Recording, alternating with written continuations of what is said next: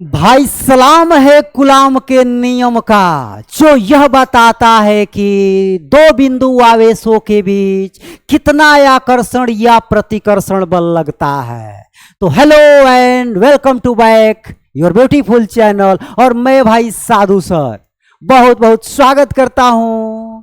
तो आज गुलाम के नियम को भाई समझेंगे, जानेंगे कि दो बिंदु आवेशों के बीच जब बल लगता है, चाहे वो अट्रैक्शन का फोर्स हो या रिपल्सन का फोर्स हो, तो उस बल का मान कितना होता है, क्या उसका मैग्नीट्यूड होता है। कूलाम्ब का नियम जो है भाई आज जो है उस बल का मान देगा जो है। तो आइए शुरू करते हैं कूलाम्ब्स लॉ को जो है। तो कूलाम्ब्स लॉ क्या कहता है? कूलाम्ब्स लॉ कहता है कि भाई दो बिंदु आवेशों के बीच लगने वाला वैद्युत बल दोनों आवेशों के गुणनफल के समानुपाती और उनके बीच के दूरी के वर्ग के व्युत्क्रमानुपाती होता है।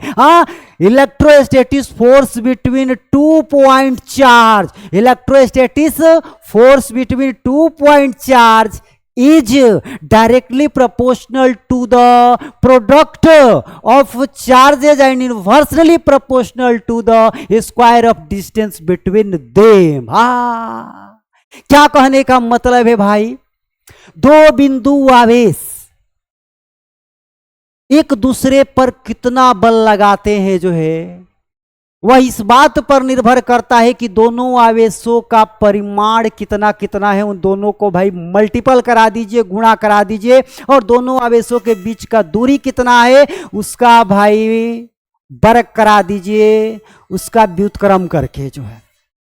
चलिए समझते हैं जो ये तो स्टेटमेंट है कि दो बिंदु आवेशों के बीच लगने वाला इलेक्ट्रोस्टैटिक फोर्स आवेशों के परिमाण के गुणनफल के समानुपाती होता है और उनके बीच के दूरी के वर्ग के व्युत्क्रमानुपाती होता है जो है। ये भाई कूलाम्ब ने अपना स्टेटमेंट दिया, लेकिन इस स्टेटमेंट को जो है गणितीय रूप देते हैं। चलिए आइए समझते हैं जो है गणितीय रूप जो है। मान लिया जाए जो है मन अनजान हूं मैं तेरे वास्ते। मान लिया जाए भाई ये Q1 आवेश है और ये Q2 आवेश है, एक दूसरे से जो है R दूरी पर स्थित है। कितने दूरी पर स्थित है? R दूरी पर स्थित है। अगर मैं आपसे कहूं जो है कि भाई इन दोनों आवेशों के बीच लगने वाला जो बल होगा, Q1 आवेश Q2 पर बल लगाएगा, किधर लगाएगा? उधर। चूंकि दोनों धनावेशित है तो एक दूसरे को प्रतिकर्षित करेंगे। तो Q1 आवेश जो है Q2 पर बल लगाया, किधर लगाया जी? तो ये इधर आउटसाइड जो है। तो कहेंगे जो है भाई कि Q2 पर Q1 के कारण लगने वाला बल force on two due to one, एक के कारण दूसरे पे लगने वाले बल को F21 लिखेंगे। वो ऐसे ही जो है भाई Q2 जो है Q1 पर फोर्स लगाएगा, बल लगाएगा कि नहीं लगाएगा जो है।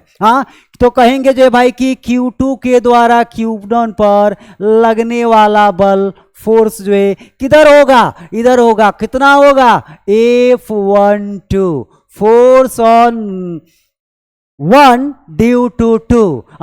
भाई आवेश 1 पर दूसरे के कारण कितना बल लग रहा है तो उसको लिखेंगे F12 जो है।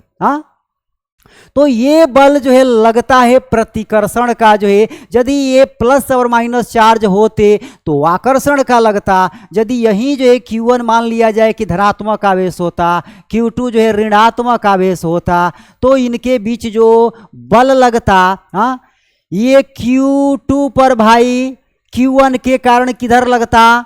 इधर लगता जो है। तो कहते force on two due to 1। और भाई Q1 पर इस Q2 के कारण किधर लगता? तो ये भी भाई इधर ही लगता। तो कहते फोर्स ऑन 1 ड्यू टू 2। तो हम क्या देख रहे हैं जो है कि चाहे दोनों आवेश धनात्मक हो या दोनों आवेश ऋणात्मक हो या दोनों आवेश एक धनात्मक और एक ऋणात्मक हो, लगने वाला जो बल है भाई, लगने वाला जो बल है वो विपरीत दिशा में है, एक दूसरे के विपरीत दिशा में है। यहां भी देखिए ये इधर बल लगा रहे तो ये इधर बल लगा रहा है जो है, लगा रहा है जी।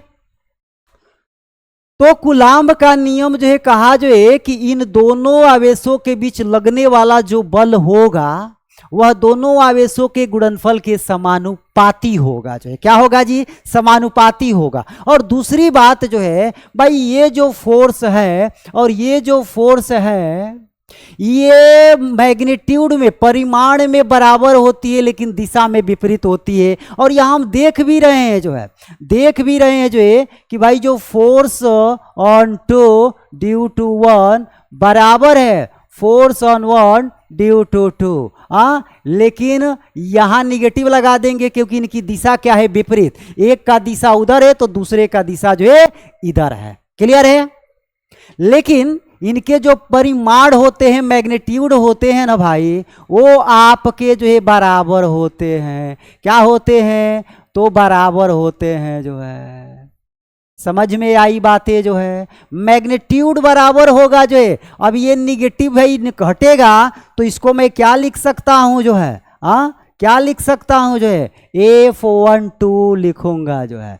तो मैग्नीट्यूड बराबर होता है बट डायरेक्शन जो है अलग होता है। तो यदि मैं मान लूं कि भाई ये दोनों फोर्स का मैग्नीट्यूड सेम है और इसको मैंने मान लिया कि ये F के बराबर है, तो इसका मतलब ये हुआ कि इन दोनों आवेशों पे जो लगने वाला बल है, जो बल है भाई दोनों आवेशों के गुणनफल के समानुपाती होता है। मतलब F समानुपाती Q1 गुणा Q2 जो है, पहला कंडीशन जो है।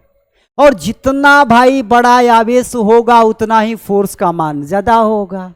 तो इस फोर्स का जो मान है वो किस पर निर्भर कर रहा है, आवेश के मैग्नीट्यूड पर निर्भर कर रहा है। जितना बड़ा आवेश उतना ही जो है फोर्स का मान अधिक आएगा। और क्या जी, इन दोनों आवेशों के लगने, दोनों आवेशों के बीच लगने वाला जो बल होता है, इन दोनों आवेशों के सेपरेशन के, दूरी के वर्ग के व्युत्क्रमानुपाती होता है।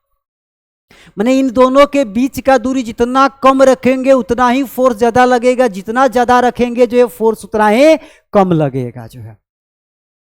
तो अर्थात दूरी पर भी ये फोर्स निर्भर करती है। किस पर निर्भर करती है? दूरी पर भी निर्भर करती है। अब इन दोनों को अगर मैं मिला जो है दूं तो इसको लिखूंगा कि F समानुपाती Q1 Q2 और बताइए भाई क्या, R²। बोलिए। तो यहां से जो है F बराबर जो है भाई समानुपाती के चिन्ह को हटाते हैं तो एक नियतांक देते हैं तो K Q1 Q2 और बटाइए आपका R²। ये भाई फोर्स का मान जो है वैद्युत बल का मान निकल के चला आया कि Q1 जो है इस Q2 पर कितना बल लगाएगा, तो इतना बल लगाएगा और इतना ही बल जो है भाई Q2 Q1 पर लगाएगा। और एक बात जो है वेरी वेरी इंपॉर्टेंट, ये जो दोनों फोर्स है, ये जो दोनों बल है भाई, इनका डायरेक्शन क्या होगा। ऐसा नहीं जो है कि ये Q1 जो है Q2 पर बल लगा रहा है तो भाई ये इधर लगा लेगा, इधर लगा लेगा, उधर लगा लेगा। Q2 Q1 पे फोर्स लगा रहे तो ऐसा नहीं कैसे तिरछा लगाएगा, इधर लगाएगा। ये फोर्स जो है इन दोनों आवेशों को मिलाने वाली रेखा के अनुदिश ही लगता है। ये फोर्स कैसे लगता है जी, तो यह बल दोनों आवेशों को मिलाने वाले रेखा के अनुदिश कार्य करता है। मतलब मिलाने वाली रेखा के अनुदिश लगता है। ऐसा नहीं कि Q1 जो है इस पर बल लगा के उधर लग कर दिया, इधर किया, नहीं। Q2 के कारण अगर इस पे बल लगेगा तो भाई इन दोनों आवेशों को मिलाने वाली रेखा के अनुदिशी लगेगा, ऐसे लगेगा। इसीलिए मैंने इसी लाइन पर इनको मिलाने वाली लाइन पे ही भाई मैंने फोर्स को दिखाया है। हाँ, इधर उधर मैं क्यों नहीं दिखाया हूं, क्योंकि ये भाई नियम होता है। ये क्या होता है? नियम होता है। तो समझ गए बातें जो है। तो फोर्स निकल के आ गई इतना। अब सवाल ये उठा कि इसमें ये के क्या है, व्हाट इज के क्या है? तो कहेंगे जहां के एक नियतांक है, के एक नियतांक है, जिसका मान माध्यम पर निर्भर करता है, जिसका मान माध्यम पर निर्भर करता है। भाई किस पर निर्भर करता है? मीडियम पर निर्भर करता है। क्या कहने का मतलब है सर? तो ये जो दोनों आवेश है इसको आपने कहाँ रखा है? निर्वात में रखा है कि हवा में रखा है कि किरोसिन तेल में रखा है कि पेट्रोल में रखा है कि कांच में बंद करके रखा है? कहाँ रखा है जो है, इस बात पर भी जो है ये वैद्युत बल जो है निर्भर करेगा। ये जो फोर्स है इस बात पर भी निर्भर करेगी जो है। समझ में आया बात? इसके का मान जो होता है वो निर्वात के लिए इसके का मान होता है 9 × 10⁻⁹ न्यूटन मीटर स्क्वायर प्रति कूलम स्क्वायर। मात्रक यहां से अगर निकालें के का तो बल का मात्रक न्यूटन, दूरी का मात्रक मीटर स्क्वायर और आवेश का कूलम, और कूलम तो कूलम का स्क्वायर। तो ये आपका हो जाएगा न्यूटन मीटर स्क्वायर प्रति कूलम स्क्वायर जो है। तो इसी फोर्स को हम ऐसे लिख लेंगे जो है कि F बराबर जो है के का जब मान रख देंगे 9 × 10⁻⁹ Q1 Q2 और बटा जो है ये आपका R²। ठीक है। तो के का जो मान होता है ये किस में होता है भाई? निर्वात में होता है जो है। हाँ, तो सर ये सवाल उठा जो है कि अगर इसको किसी दूसरे मीडियम में रखेंगे तो ये फोर्स इतना ही रहेगा या बदल जाएगा? बदल जाएगा जो है। बिल्कुल नहीं घबराना है, उसके लिए मैं एक अलग से टॉपिक लेकर आऊंगा कि भाई कितना बदल जाता है जो है। हाँ, आज केवल ये हम लोग समझे जो है कि कूलम का नियम जो है भाई क्यों कूलम का नियम दिया गया? तो दो बिंदु आवेशों के बीच जो है आकर्षण और प्रतिकर्षण बल का मान निकालने के लिए, क्योंकि समान प्रकार के आवेश एक दूसरे को प्रतिकर्षित करते हैं, विपरीत प्रकार के आवेश एक दूसरे को आकर्षित करते हैं। तो सवाल उठेगा ना भाई, कितने बल से आकर्षित या प्रतिकर्षित करते हैं? तो यदि ये दोनों आवेश निर्वात में रखे गए हैं तो भाई इतने बल से जो है आकर्षित या प्रतिकर्षित करेंगे। या किसी भी मीडियम में अगर हो तो कहेंगे F बराबर के Q1 Q2 बटा R², जहां के जो है एक नियतांक है लेकिन इसका मान जो है भाई माध्यम पर निर्भर करता है। बोलिए यहां तक कहानी एकदम क्लियर है, स्पष्ट है जो है। हाँ, तो कूलम का नियम क्लियर हो गया।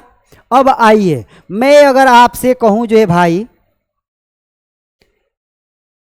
मैं आपसे अगर कहूं भाई जो है कि वैद्युत बल F और सेपरेशन R के बीच अगर ग्राफ प्लाट किया जाए तो ग्राफ कैसा आएगा? हाँ, वैद्युत बल इलेक्ट्रोस्टैटिक फोर्स और दूरी माने सेपरेशन के बीच अगर ग्राफ खींचा जाए, हाँ, जो ये फोर्स का मान आया है के Q1 Q2 और ये बटा भाई R² जो है। हाँ, तो अगर ये फोर्स F और ये भाई रेडियस नहीं डिस्टेंस जो है R के बीच अगर ग्राफ हम प्लाट करें जो है तो हमें ग्राफ जो है कैसा मिलेगा जो है? तो हमने जो है कह दिया कि भाई ये y एक्सिस पर जो है फोर्स को मैंने दिखा दिया जो है, और ये भाई जो है x एक्सिस पर डिस्टेंस को दिखा दिया, सेपरेशन को दिखा दिया जो है। ठीक है, चलिए सर, तो जरा सा यहां से देख के बताइए तो जो है फोर्स जो है कैसी है? 1/R² है भाई। हाँ, और ये तो स्टेटमेंट में भी बात बोला गया कि भाई जो वैद्युत बल होती है वो दोनों आवेशों के बीच के दूरी के वर्ग के व्युत्क्रमानुपाती होती है। तो अगर ये फोर्स और सेपरेशन के बीच अगर हम लोग ग्राफ खींचे तो कुछ इस प्रकार से ग्राफ हमको मिलेगा, एफ व्युत्क्रमानुपाती 1/r² का। मतलब जैसे जैसे दूरी बढ़ाते जाएंगे फोर्स जो है घटती जाएगी, फोर्स क्या होती जाएगी, गिरती जाएगी। भाई जैसे जैसे आर का मान आप जो है बढ़ाओगे, ये आर का मान बढ़ेगा तो फोर्स का मान क्या होगा, आर का मान बढ़ेगा तो फोर्स का मान क्या होगा, घटेगा। तो ये जो ग्राफ है भाई क्या होगा, नीचे की तरफ ऐसे गिरेगा जो है, आर बढ़ाते जा रहे हैं बढ़ाते जा रहे हैं बढ़ाते जा रहे हैं, फोर्स गिरता जा रहा है गिरता जा रहा है गिरता जा रहा है। बोलिए, तो ये भाई फोर्स और सेपरेशन के बीच जो है ग्राफ हमने प्लॉट कर दिया। सर इस ग्राफ से क्या फायदा जो है, तो चलिए अब मैं आपसे कुछ सवाल पूछूं जो है, आपसे सवाल पूछूं जो है, आपसे यदि मैं एक क्वेश्चन पूछूं जो है कि भाई जरा बताइए, दो बिंदु आवेश है Q1 और Q2 जो है, इनके बीच का दूरी जो है भाई r है, तो लगने वाला बल क्या होगा, तो कहेंगे K Q1 Q2 और बटा r² होगा। अच्छा भाई यही दो बिंदु आवेश Q1 और Q2 है, अब इनके बीच के दूरी को मैंने आधा कर दिया, r/2 कर दिया। अब मैं पूछूं कि बताइए भाई अब लगने वाला फोर्स क्या होगा जो है, हाँ यदि ये सेपरेशन आर है, अगर इसको मैं r/2 कर दूं, दूरी को आधा कर दो, तो लगने वाला बल क्या होगा, फोर्स का मान कितना होगा, तो कहेंगे K होगा, Q1 Q2 होगा, Q1 Q2 नहीं बदल रहा है, r के जगह पे r/2 हो जाएगा, इसका स्क्वायर हो जाएगा। इसको हल करेंगे जो है भाई, तो ये 2 का स्क्वायर 4 हो जाएगा, 4 चला जाएगा ऊपर, तो इसका मतलब ये होगा कि F बराबर 4K Q1 Q2 और बटाइए भाई r²। तो भाई पहले वाला बल से K Q1 Q2 बटा r² से ये जो नया बल आया, क्या बोलेंगे इसको, नया बल जो है ये आया, दूरी को आधी करने पर वो पहले वाले फोर्स, ये पहले वाले फोर्स का ही ना मान है, देखिए तो इसके जगह पे F लिख सकता हूं, तो नया फोर्स पहले वाले फोर्स के क्या हो गया, 4 गुना हो गया भाई, फोर्स 4 गुना बढ़ गई। क्यों 4 गुना भाई, तो F और R के बीच जो रिलेशन है r² का है, अगर इस R को भाई r/2 करेंगे तो फोर्स 4 गुना बढ़ जाएगी। अगर जो है सेपरेशन को मैंने क्या कर दिया, r/3 कर दिया भाई, क्या कर दिया, अगर जो है दो आवेश से, दो बिंदु आवेश है Q1 और Q2, पहले इनके बीच का दूरी भाई r था, अब मैंने क्या किया, इस Q1 और Q2 आवेश के बीच के दूरी को भाई r/3 कर दिया, r/3 कर दिया, तो बताइए जो फोर्स जो है भाई कितना गुना बढ़ जाएगा, कितना बढ़ जाएगा, तो भाई r/2 पे फोर्स 4 गुना बढ़ी थी, तो r/3 पे तितरी का 9 गुना फोर्स जो है बढ़ जाएगी, माने फोर्स जो है 9 गुना हो जाएगी।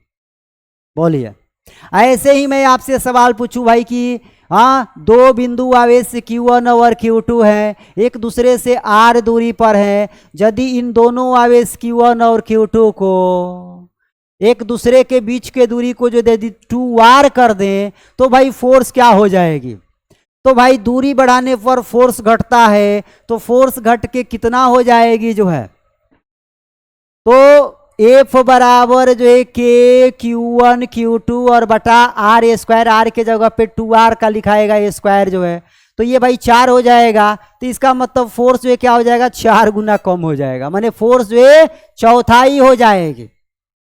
समझ में आ रहा है बात, तो यदि बस आपको ये ध्यान रखना है कि दूरी को अगर बढ़ा रहे हैं तो फोर्स घटेगा, और दूरी को अगर कम कर रहे हैं तो फोर्स बढ़ेगा।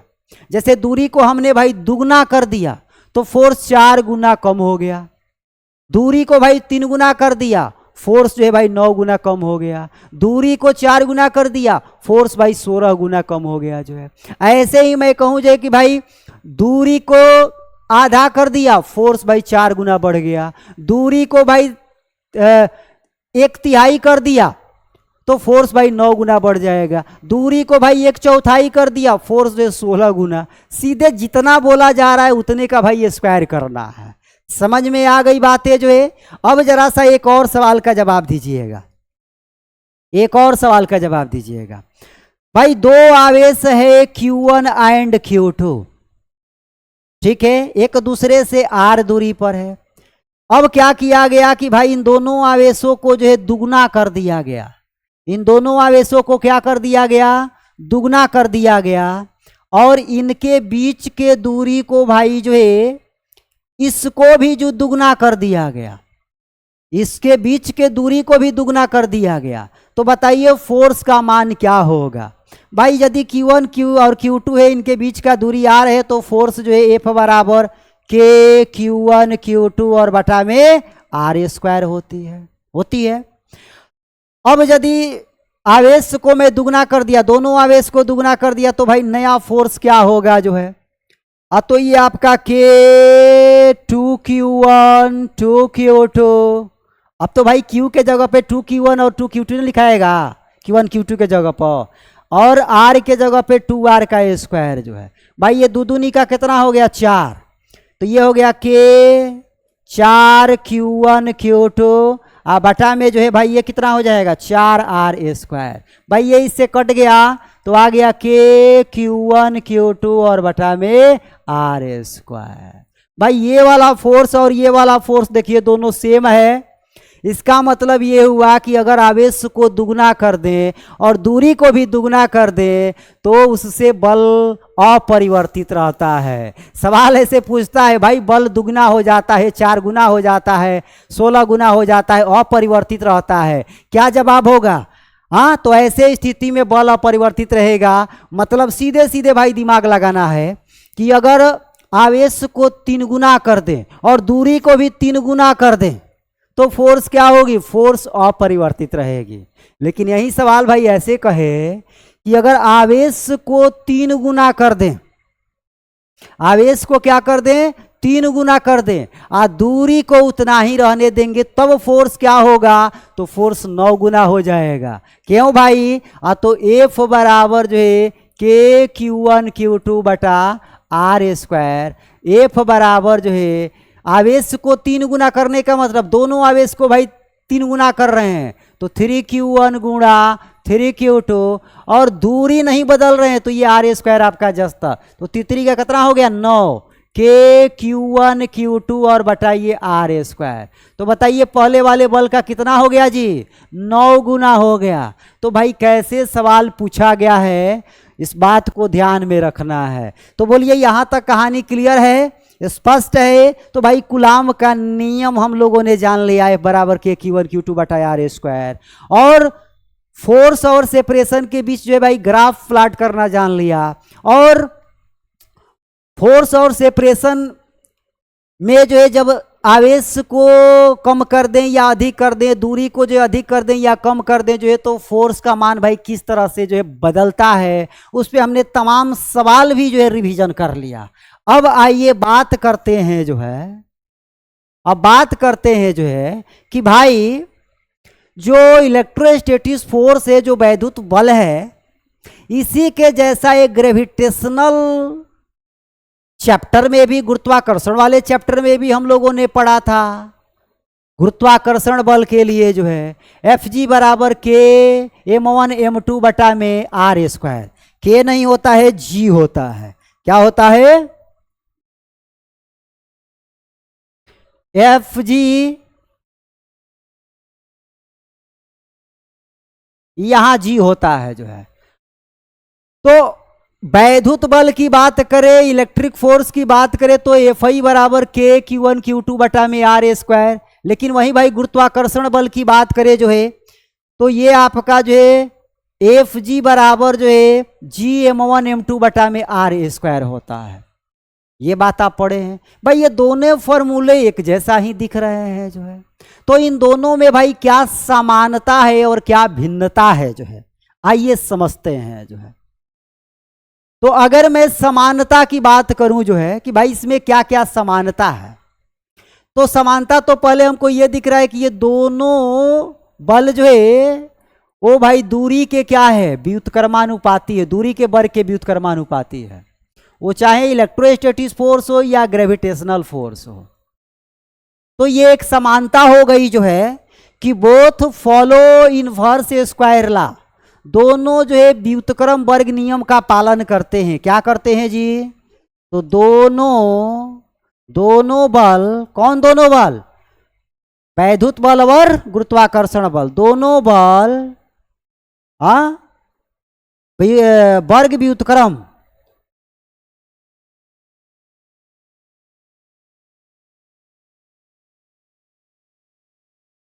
नियम का पालन करते हैं। सही है जी। उसके बाद क्या और क्या भाई इसमें समानता है जो है? तो मैंने अभी आपको पढ़ाया जो है कि भाई दो बिंदु आवेश है Q1 एंड Q2, इनके बीच जो बल लगेगा, इनको मिलाने वाली रेखा की अनुदिश ही ये बल होगा। इस बल का डायरेक्शन किधर होगा? इन दोनों बिंदु आवेशों को मिलाने वाले रेखा के अनुदिश, माने इन दोनों बिंदु आवेशों को सेंटर से मिलाने वाली रेखा के अनुदिश होगा। वैसे ही भाई अगर दो द्रव्यमान की वस्तु है M1 और M2 जो है एक दूसरे से r दूरी पर, तो इनके बीच भी जो लगने वाला बल होता है गुरुत्वाकर्षण बल, आकर्षण का केवल होता है, इसमें तो प्रतिकर्षण होता ही नहीं है। ये दोनों के बीच जो लगने वाला आकर्षण बल होता है, इन दोनों आवेशों के द्रव्यमानों के केंद्रों को मिलाने वाली रेखा के अनुदिश ही होता है। इसका मतलब ये हुआ कि ये दोनों बल भाई कैसे काम करते हैं? तो acts along line joining two the centre. ये दोनों बल केंद्र को मिलाने वाली रेखा के अनुदिश कार्य करते हैं। केंद्र को मिलाने वाली रेखा के अनुदिश लगते हैं। कैसे ये दोनों बल लगते हैं जी? तो इन दोनों आवेशों केंद्रों को मिलाने वाली रेखा के अनुदिश लगते हैं। और भाई इसमें क्या समानता है कि भाई ये जो दोनों फोर्स है वो कंजर्वेटिव फोर्स है। कंजर्वेटिव फोर्स मतलब संरक्षी बल। कंजर्वेटिव फोर्स के द्वारा किया गया वर्क डन, किया गया कार्य पथ पर निर्भर नहीं करता है जो है।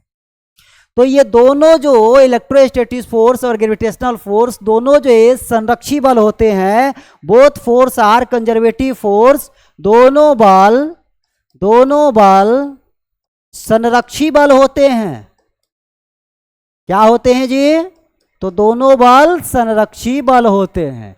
तो ये भाई जो है वैद्युत बल और गुरुत्वाकर्षण बल के बीच जो है समानता है। अब सर इन दोनों के बीच में जो है भिन्नता क्या है वो भी बता दीजिए जो है। कंपैरिजन बता दीजिए, इनके बीच का जरा सा तुलना करके बताइए जो है। चलिए आइए भाई, इनके बीच में असमानता क्या है? ये तो सिमिलरिटी हम लोगों ने जान लिया जो है। असमानता की बात कर ले जो है।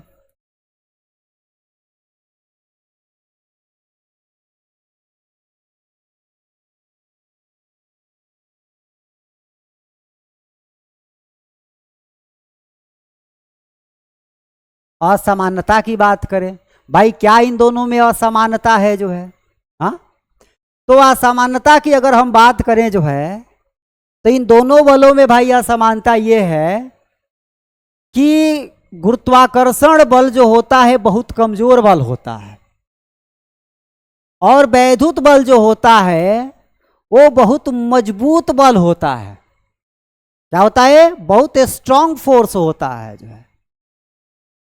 ठीक है, तो पहली असमानता क्या हो गई जो है कि भाई ग्रेविटेशनल फोर्स जो होता है वो छोटा होता है, बहुत छोटा होता है। किससे? तो इलेक्ट्रोस्टैटिक फोर्स से जो है, वैद्युत बल से जो है। ठीक है, बोलिए भाई, क्लियर है कहानी? क्यों भाई कम होता है? तो दूसरी असमानता इसमें यह है कि भाई के का जो मान होता है वो 9 गुणा 10 के पावर जो है 9 न्यूटन मीटर स्क्वायर प्रति कूलम स्क्वायर होता है। लेकिन जो जी का मान होता है, जी का मान ये आपका 6.67 गुणा 10 के पावर माइनस में 11 न्यूटन मीटर स्क्वायर प्रति केजी स्क्वायर होता है जो है। ठीक है सर, इससे क्या मतलब है? इससे मतलब ये है जो है कि भाई ये जो मान है और ये जो मान है, ये मान बहुत छोटा है ना और ये मान बहुत बड़ा है, तो जाहिर से बात है कि ये मान बहुत छोटा है तो ये फोर्स जो है क्या आएगी, छोटी आएगी। के का मान बड़ा है तो इसका मतलब ये बड़ी आएगी। हाँ भाई, तीसरा जो है क्या इसमें जो है असमानता है। तो जो इलेक्ट्रोस्टैटिक फोर्स होता है ये माध्यम पर निर्भर करता है, माध्यम पर निर्भर करता है। मैंने इस के का मान जो है किस पे भाई निर्भर करता है, माध्यम पर। अभी मैंने बताया पीछे जो है के का मान माध्यम पर निर्भर करता है।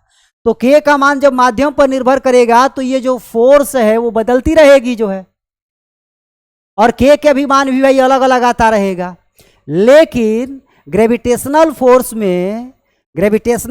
में जो है जो जी का मान होता है कितना 6.67 गुणा 10 के पावर -11 न्यूटन मीटर स्क्वायर प्रति केजी स्क्वायर। ये भाई पूरे ब्रह्मांड में जो है ये मान जो है इतना ही होता है, तो ये बदलता नहीं है, इसीलिए इसको सार्वत्रिक गुरुत्वाकर्षण नियतांक कहते हैं। तो ये मान बदलता नहीं है जो है, ये इसका मतलब कि माध्यम पर निर्भर नहीं करता है, माध्यम पर निर्भर नहीं करता है। कौन सा बल भाई? तो ग्रेविटेशनल फोर्स जो होता है, गुरुत्वाकर्षण बल जो होता है वो माध्यम पर निर्भर नहीं करता है। भाई दो द्रव्यमान वाली वस्तुओं को पानी में रखो, शीशा में रखो, केरोसिन तेल पे रखो, हवा में रखो, निर्वात में रखो, कहीं पर भी रखो जो है, does not depend on medium, वो माध्यम पर निर्भर नहीं करेगा। ठीक है, लेकिन वहीं जो है अगर दो बिंदु आवेशों को जो है पानी में रख दिए, शीशा में रख दिए, केरोसिन तेल में रख दिए, निर्वात में रख दिए, तो सबके लिए जो है के का मान भाई अलग अलग होगा। समझ में आ रहा है बात? ये क्यों? क्योंकि के का मान माध्यम पर निर्भर करता है, जी का मान माध्यम पर निर्भर नहीं करता है। तो ये भाई जो है असमानता है और ये जो है क्या है, समानता है जो है। अब मैं आपसे भाई सवाल पूछूं जो है कि भाई दो इलेक्ट्रॉन है जो है, उनके बीच ग्रेविटेशनल फोर्स और इलेक्ट्रोस्टैटिक फोर्स का रेशियो बताइए क्या होगा। सवाल अगर ऐसा आपको अगर दे दूं मैं, किधर गया ये, करेगी find the ratio of F two F ji. F two F जी का मतलब हुआ कि एफ बटा में एफ जी, ये भाई रेशियो निकालना है फॉर टू इलेक्ट्रॉन्स। दो इलेक्ट्रॉन्स हैं, ठीक है, for two electrons placed at some distance apart. भाई कुछ दूरी पे रखे गए हैं, मान लीजिए कि आर दूरी पे ही रखे गए हैं। तो आपको बताना है कि जो है भाई वैद्युत बल और गुरुत्वाकर्षण बल का जो अनुपात है, रेशियो है, वो क्या होगा। 10 का पावर 5 होगा, 10 के पावर 15 होगा, 10 के पावर 30 होगा, 10 के पावर जो है 40 होगा, कितना होगा जो है। तो भाई इसके लिए जो है सबसे पहले जो है कुछ मान आपको याद होना चाहिए, या कभी कभी सवाल में दिया भी रहता है। जैसे मैं आपसे कहूं जो है कि जरा सा इलेक्ट्रॉन पर का आवेश बताइए, तो कहेंगे 1.6 गुणा 10 के पावर -19 कूलाम होता है। अच्छा, इलेक्ट्रॉन का भाई द्रव्यमान बताइए कितना होता है। तो 9109 मैंने 9.1 भी कह सकते हैं, 9.1 गुणा 10 के पावर -31 kg जो है। ठीक है, तो एफ का जो मान अगर मैं आपसे कहूं कि एफ निकालो जरा सा जी, एफ कितना होगा, तो दो इलेक्ट्रॉन है भाई, वैद्युत बल हमको निकालना, इनके बीच जो है क्या होगा, के Q1 Q2 के जगह पर भाई क्या है, इलेक्ट्रॉन का आवेश, इलेक्ट्रॉन का आवेश E गुणा ई, बटा में जो इनके बीच का दूरी R² जो है। तो भाई इसको मैं ऐसे भी तो कह सकता हूं ना कि K हो गया ई का मान 1.6 गुणा 10 के पावर माइनस में 19 कूलाम्ब है। हाँ भाई इलेक्ट्रॉन 2 बार है ना, ई का स्क्वायर ना हो जाएगा तो यहाँ स्क्वायर लगा देंगे जो है, बटा में आर ए स्क्वायर। ये सेपरेशन मैंने अपने से माना है, इसको ऐसे ही छोड़ दीजिए। तो भाई एफ आई का मान इतना आ गया। अच्छा जरा एफ जी का मान निकाल लें, जो है गुरुत्वाकर्षण बल निकाल लें। वो होता है भाई G m1 m2 बटा में आर ए स्क्वायर जो है। हाँ G m1 m2 बटा जो है R A square. F G बराबर जो है जी का मान भाई 6.67 गुणा 10 के पावर कितना माइनस में 11। m1 मने mass of electron, mass of electron है 9.1 गुणा 10 का पावर माइनस में 31। हाँ 2 इलेक्ट्रॉन है भाई, तो इसको सीधे सीधे मैं पावर 2 लिख दूं जो है, और बटा इनके बीच का सेपरेशन जो है आर ए स्क्वायर। अच्छा ये दोनों आवेश जो है मान लिया जाए कि के का मान यहां हम चलिए ले लेते हैं, के का मान जो है 9 गुणा 10 के पावर 9 ले लेते हैं जो है निर्वात के लिए जो है। तो ये भाई यहां पर जो है 9 गुणा 10 के पावर जो है 9 गुणा 1.6 गुणा 10 के पावर माइनस में 19 और इस पूरे का पावर जो है 2 बटा आर ए स्क्वायर लिखेंगे इतना। बोलिए एफ आई का मान, हमको एफ आई बटा एफ जी निकालना है। सवाल जो F I to F G पूछा है, तो एफ आई को भाई ऊपर रखेंगे और एफ जी को नीचे। अगर यही सवाल ऐसे पूछा रहता कि भाई F G to F I निकालिए, तब इसको भाई पलट देते जो है, तो वैसे भी सवाल पूछता है जो है। चलिए आइए निकाला जाए जो है। एफ आई बटा एफ जी बराबर जो है, एफ आई का मान कितना 9 गुणा 10 के पावर 9 गुणा 1.6 गुणा 10 के पावर माइनस में 19 और इसका होल पावर 2 बटा आर ए स्क्वायर बटा जो है 6.67 गुणा 10 के पावर माइनस 11 गुणा 9.1 गुणा 10 के पावर माइनस में 31 और इस पूरे का होल स्क्वायर बटा ये आर ए स्क्वायर। भाई आर ए स्क्वायर से आर ए स्क्वायर जो है बोलिए खत्म हो जाएगा कि नहीं खत्म हो जाएगा? हो जाएगा ना। तो इतना बटा में इतना बचेगा। भाई अब इसको हम लोग हल करेंगे तो मैं सीधे सीधे लिख दे रहा हूं जो है, सीधे सीधे लिख दे रहा हूं, ये लगभग 10 के पावर 42 के बराबर आएगा। क्या आएगा जी? 10 के पावर 42 के बराबर आएगा जब आप इसको और इसको हल कीजिएगा तो। ठीक है, तो सीधे सीधे इसको भाई आप याद कर लीजिए कि 10 के पावर 42 जो है, तो इलेक्ट्रोस्टैटिक फोर्स और ग्रेविटेशनल फोर्स का जो रेशियो आया भाई कितना आया? 10 के पावर 42 आया जो है। अब इसमें देखिए भाई 10 के पावर 42 कहीं है नहीं है, लेकिन 10 के पावर 40 है तो यही मारेंगे। हाँ भाई थोड़ा सा इधर उधर वैल्यू हो सकती है, उसकी चिंता नहीं करना है। तो एफ आई बटा में एफ जी बराबर जो है कितना भाई?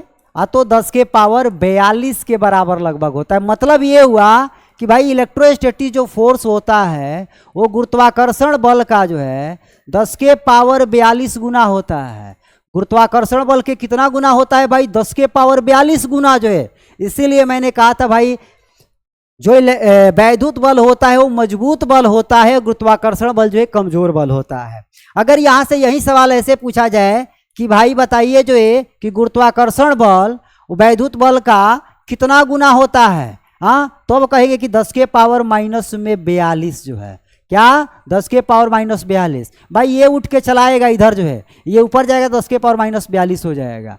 तो इस बात को ध्यान रखना है कि सवाल कैसे पूछा गया है। हाँ हमेशा जो है वैद्युत बल का मान बड़ा आएगा, ग्रेविटेशनल का छोटा आएगा। भाई जो छोटा होगा उसी में ना गुणा करेंगे जो है, हाँ उसी में ना गुणा करके बड़े वाले बल के बराबर करेंगे। तो ऐसे भाई इसको याद रखना, इसमें बड़ा कंफ्यूजन होता है जो है।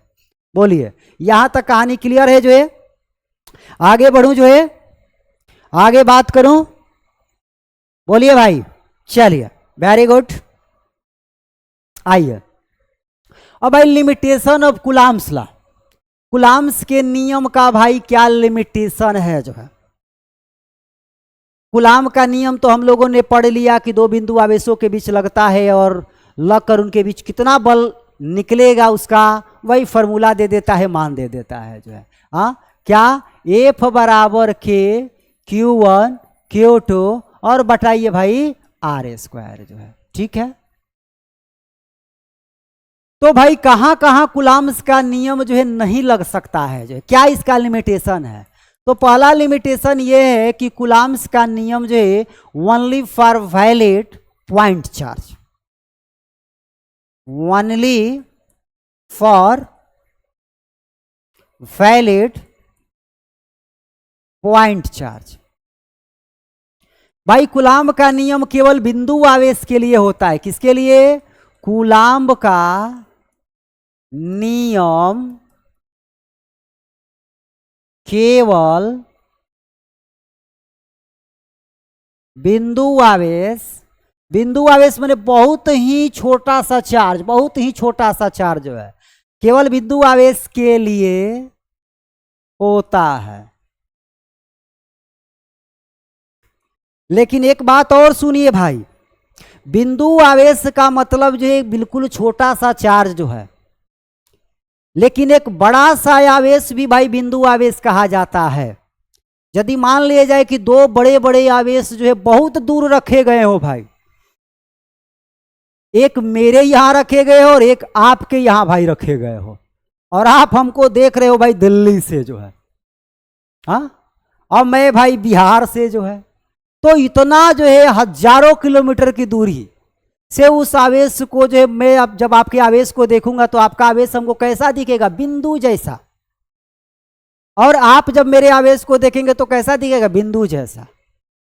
तो जब दो बड़े बड़े आवेश को भी जो है बहुत दूर एक दूसरे से रखते हैं तो वो भी जो है पॉइंट चार्ज के जैसा ही व्यवहार करते हैं।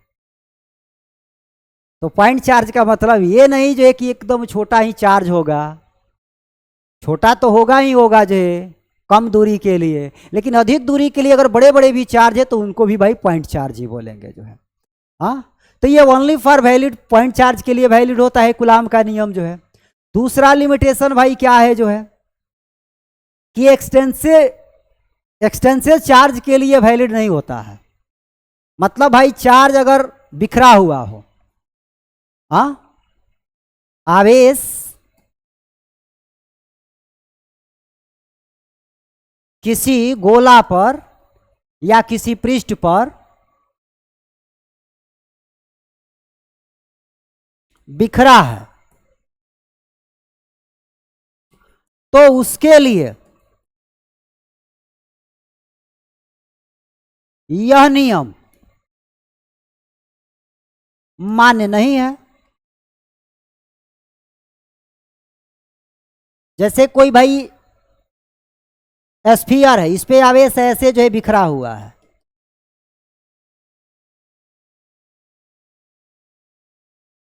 ठीक, तो इस पे इसके कारण जो है इस पे जो है कूलाम्ब का नियम वैलिड नहीं होगा, इस पे कूलाम्ब का नियम वैलिड नहीं होगा जो है।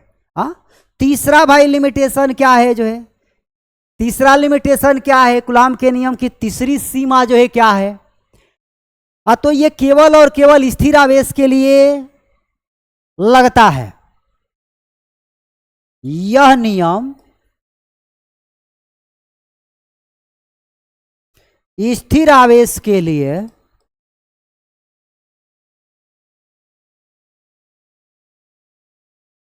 मान्य होता है। कैसे आवेश के लिए मान्य होता है जी?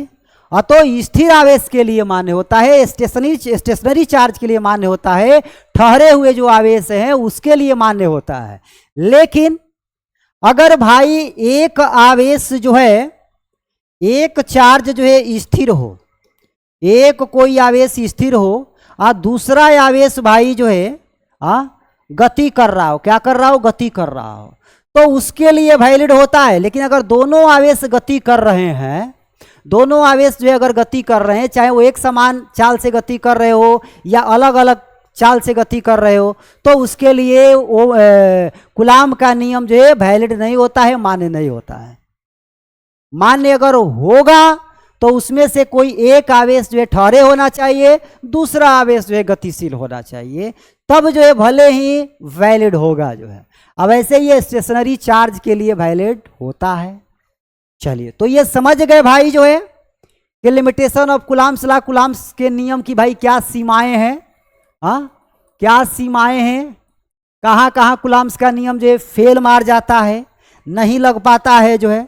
बोलिए, यहां तक बात क्लियर? चलिए आइए अब बात करते हैं कुछ सवाल की भाई। किसकी बात करते हैं? सवाल की जो है, कुछ सवाल जो है कुलाम सलाह से लेते हैं जो है। चलिए जैसे सवाल ये देखिए, करे 2 point charge of 2 micro कुलाम and 3 micro कुलाम placed at A distance of 30 centimetre in air, find the electrostatic force between them. भाई बड़ा सिंपल सा सवाल है, बिल्कुल एकदम एग्जैक्ट फॉर्मूले पे जाके बैठ जाएगा और आपको आंसर दे देगा जो है। हाँ, क्या आपको भाई दिया है? क्या आपको भाई दिया है? तो भाई आपको दिया गया है कि दो चार्ज है, पहला चार्ज Q1 मान ले तो 2 माइक्रो कुलाम का है। 2 माइक्रो कुलाम का मतलब कि 2 गुणा 10 के पावर जो है माइनस में 6 कुलाम होगा। माइक्रो कुलाम को कुलाम में बदल लेंगे। दूसरा आवेश Q2 जो है भाई 3 गुणा 10 के पावर जो है क्या हो जाएगा? माइनस 6 कुलाम हो जाएगा। इसको भी बदल लेंगे। इनके बीच का जो डिस्टेंस है, दूरी है, R है, वो 30 सेंटीमीटर दिया है। कितना दिया है जी? 30 सेंटीमीटर दिया है।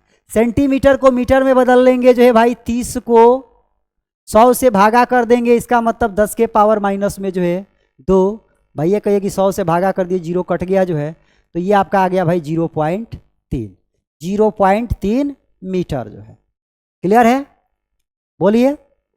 अब सुनिए, फोर्स निकालना है इनके बीच का जो है, F बराबर के Q1 Q2 बटा जो है R²। भाई K का मान कितना होता है निर्वात के लिए? निर्वात ही मान के चलेंगे हम लोग। 9 गुणा 10 के पावर जो है 9। Q1 का मान जो है 2 गुणा 10 के पावर माइनस में 6।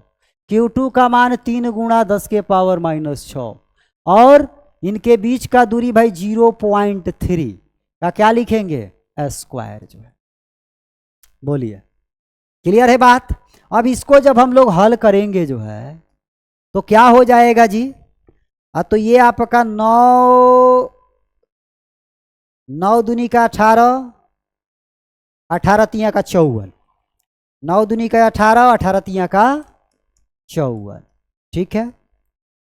और ये 10 के पावर 9 है, 10 के पावर माइनस 6 है, माइनस 6 है, 10 के पावर माइनस 6 माइनस 6, 10 के पावर माइनस 12। अब 12 में से 9 घटाएंगे कितना होगा? 4। तो 9 में से 12 गया -4, तो ये 10 के पावर हो गया माइनस में 4 जो है। अब ये 0.3 का स्क्वायर है जो है भाई, इसको क्या लिखेंगे जो है? अगर पॉइंट हटाएंगे तो, पॉइंट हटाएंगे जो है, हाँ पॉइंट में अगर इसका हटा जो है तो क्या लिखूंगा जो है? तो 0.3 का पॉइंट हटाऊंगा तो 3 बटा में जो है 10 लिखूंगा, फिर 3 बटा 10 लिखूंगा। इसका मतलब कि 9 गुणा 10 के पावर क्या हो गया? माइनस में 2। तो ये आपका भाई 9 गुणा 10 के पावर माइनस में 2 ये हो जाएगा। अब ये भाई इससे खत्म होगा, यहाँ 10 के पावर माइनस में 2 बचेगा जो है। ये 9 से भाई 54 का बार में 9 6 का 54, ये 6 हो गया जो है। तो F बराबर जो है आपका भाई कितना आ गया? तो 6 गुणा 10 के पावर माइनस में 2। 6 गुणा 10 के पावर माइनस में 2 न्यूटन जो है। देख लीजिएगा अगर कहीं कैलकुलेशन में कुछ गड़बड़ी हो तो। बाकी प्रोसेस तो यही होगा, कैलकुलेशन इधर उधर हो सकता है। चलिए कोई बात नहीं। आइए अगला सवाल जो है, तो ये फोर्स भाई निकल गया जो है। अगला सवाल करे कि यदि दो आवेशों के बीच के दूरी को दुगना कर दे तो बल का क्या प्रभाव पड़ेगा? भाई दो आवेश से उनके बीच के दूरी को अगर दुगना कर देते हैं तो दूरी बढ़ने पर फोर्स कम होता है, तो फोर्स 4 गुना कम हो जाएगी। कहेंगे क्या? सीधे सीधे फोर्स 4 गुना कम होगी। ठीक है, हल करके दिखा दो। चलिए भाई, अब इतना छोटा सा सवाल को देखेंगे तो थोड़े होगा। आइए अगला सवाल करें। निर्वात में 1 मीटर के दूरी पर एक कुलाम के, निर्वात में 1 मीटर के दूरी पर एक कुलाम के दो आवेशों के बीच जो है बल भाई कितना होगा जो है? हाँ भाई, आवेश दिया है Q1 बराबर 1 कुलाम, Q2 बराबर भी जो है 1 कुलाम, और इनके बीच का जो दूरी दिया है यारो भाई वो दिया है 1 मीटर जो है। फोर्स F बराबर के Q1 Q2 और बटाइए R² जो है। भाई F बराबर जो है K का मान 9 गुणा 10 के पावर जो है 9, और Q1 का मान 1 कुलाम, Q2 का मान 1 कुलाम, R का मान 1 का स्क्वायर। ये सब तो भाई यकीन होगा। तो 9 गुणा 10 के पावर क्या आ गया, एफ बराबर जो है 9 गुणा 10 के पावर भाई 9 आ गया न्यूटन। मतलब ये हुआ भाई कि अगर निर्वात में 1 मीटर के दूरी पर अगर एक एक कूलाम के आवेश रखे गए हो तो उनके बीच जो लगने वाला बल होगा वो 9 गुणा 10 के पावर 9 न्यूटन होगा। बोलिए क्लियर है कहानी, स्पष्ट है? चलिए अगला सवाल सुनिए, वेरी वेरी बहुत सुंदर सवाल जो करे कि ये चार्ज क्यू, क्या कर रहा है, ये चार्ज क्यू, एक चार्ज है भाई क्यू है, ठीक है, इज डिवाइडेड इनटू 2 पार्ट्स, उस क्यू चार्ज को भाई 2 पार्टों में तोड़ दिया गया। क्या किया गया जी, क्यू आवेश को जो है 2 पार्टों में तोड़ दिया गया। कैसे तोड़ेंगे भाई, अभी बताता हूं जो है। That the electrostatic force between 2 parts is maximum, और ऐसे 2 भागों में तोड़ा गया कि उनके बीच लगने वाला जो बल है वो मैक्सिमम है, अधिकतम है जो है भाई।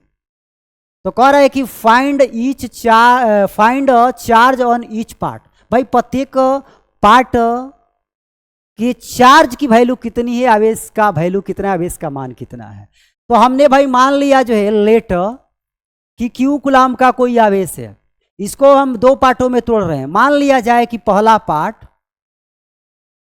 फर्स्ट पार्ट एक्स कूलाम है, क्या है, फर्स्ट पार्ट एक्स कूलाम है।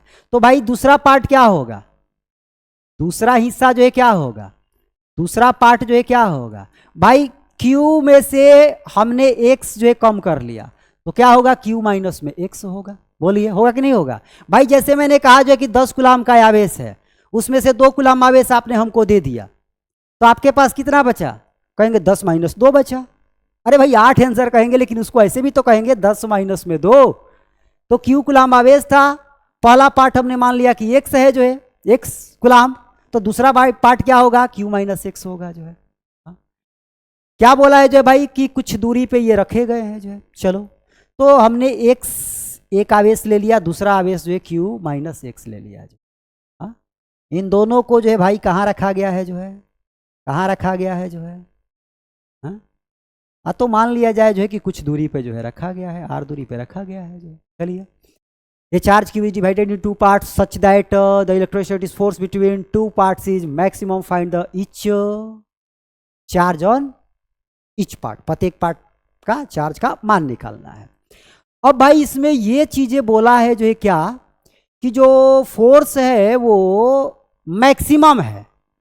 भाई मैक्सिमा मिनिमा पढ़े होंगे आप लोग जो है, कोई चीज मैक्सिमम कब होता है जो है, जैसे मैं कहूं कि y x पर भाई डिपेंड कर रहा है जो है, तो कहेंगे जो है कि भाई ये मैक्सिमम कब होगा, तो dy बाई डी एक्स जो होगा जब 0 होगा तब जाके ये मैक्सिमम होगा जो है।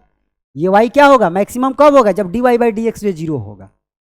तो मैं भाई जो है यहां आपसे कहूं जो है कि इन दोनों आवेशों के बीच लगने वाला जरा सा बल दिखाइए, तो बल कितना है, तो बल बराबर कहेंगे के Q1 के जगह पर क्या है x, Q2 के जगह पर क्या है भाई Q माइनस एक्स, और इनके बीच का दूरी भाई R स्क्वायर जो है। ठीक है, तो ये जो फोर्स है भाई ये x पर डिपेंड कर रहा है ना, किस पे डिपेंड कर रहा है, x पर डिपेंड कर रहा है। ये जो फर्स्ट पार्ट मैंने x माना है जो है वो अपने से ना भाई माना हूं जो है, तो x जो है 2 कूलाम भी हो सकता है, 3 कूलाम भी हो सकता है, 4 कूलाम भी हो सकता है, कुछ भी हो सकता है जो है। तो फोर्स जो है x पर डिपेंड कर रही है, फोर्स किस पर डिपेंड कर रही है, x पर डिपेंड कर रही है। तो जैसे ये y x पर डिपेंड किया तो dy बाई डी एक्स बराबर 0, तो फोर्स x पर डिपेंड कर रहा है, तो एफ एक्स क्या लिखेंगे इसको, df बटा में dx बराबर 0, नहीं लिखेंगे ऐसे। जैसे ये dy बाई डी एक्स बराबर 0 लिखाया, y x पे डिपेंड कर रहा था, फोर्स x पे डिपेंड कर रहा है, तो df बटा में क्या लिखाएगा, dx बराबर 0। हाँ तो चलिए अब जो है भाई df बटा dx यहां से जो है हम रख के पुट करके और निकाल लेंगे और आ जाएगा, बन जाएगा कहानी हम लोगों का। जो घबराना नहीं है जो है, देखिए कैसे कहानी बन रहा है।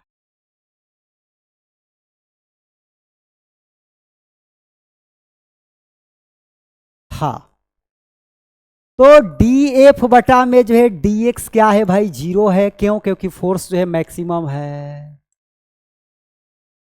फोर्स इज मैक्सिमम, ओके चलिए, तो ये डी, एफ के जगह पर भाई क्या लिखेंगे, एफ के जगह पर लिखेंगे जो है के x into Q minus x बटा आर स्क्वायर। बोलिए, अब बटा में भाई डी एक्स बराबर 0 जो है। अब इसका हमको क्या कर देना है, डिफरेंशिएशन कर देना है। क्या कर देना है जी, डिफरेंशिएशन कर देना है।